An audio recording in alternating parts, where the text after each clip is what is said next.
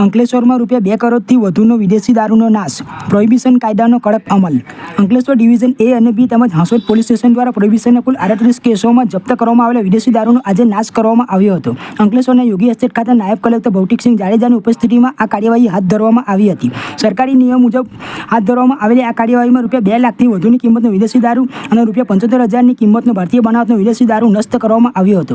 આ કાર્યવાહી દરમિયાન નાયબ કલેક્ટર ભૌતિકસિંહ જાડેજા, મામલતદાર કરણસિંહ રાજપૂત, ડીવાયએસપી એવી ઓઝા, પીએસઆઈઓ અને અન્ય વરિષ્ઠ અધિકારીઓ હાજર રહ્યા હતા. સત્તાવાળાઓએ દારૂબંધી કાયદાને કડક અમલ માટે સતત કાર્યવાહી ચાલુ રાખવાની પ્રતિબદ્ધતા વ્યક્ત કરી હતી અને ભવિષ્યમાં પણ ગેરકાયદેસર પ્રવૃત્તિઓ સામે કડક પગલાં લેવાની ખાતરી આપી હતી.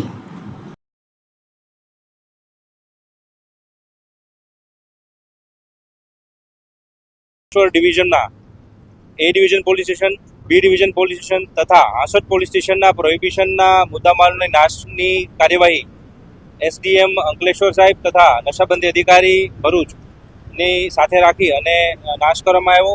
આ લગભગ ત્રણેય પોલીસ સ્ટેશનના મળીને 38 જેટલા ગુનાઓ કે જેની લગભગ જે બોટલો જે છે પ્રોહિબિશનની 75,000 જેટલી બોટલોનો અંદાજે લગભગ 2 કરોડ 11 લાખ જેટલી કિંમતનો મુદ્દામાલ છે આજે નાશ કરવાની કામગીરી હાથ ધરવામાં આવી. આજરોજ અંકલેશ્વર ના ચિતાલી ગામે police station A division, B division તેમજ હાંસોદ તાલુકામાં જે દારૂના ગુનામાં પકડાયેલ એ તમામ દારૂનો નાશ કરવાની પ્રક્રિયા હાથ ધરવામાં આવેલ છે.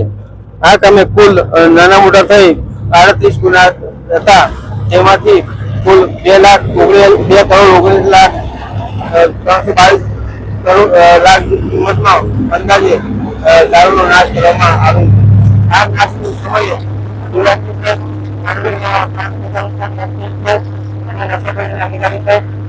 હાંસોદ પોલીસ સ્ટેશનના પોલીસ ઇન્સ્પેક્ટર હાજર છે.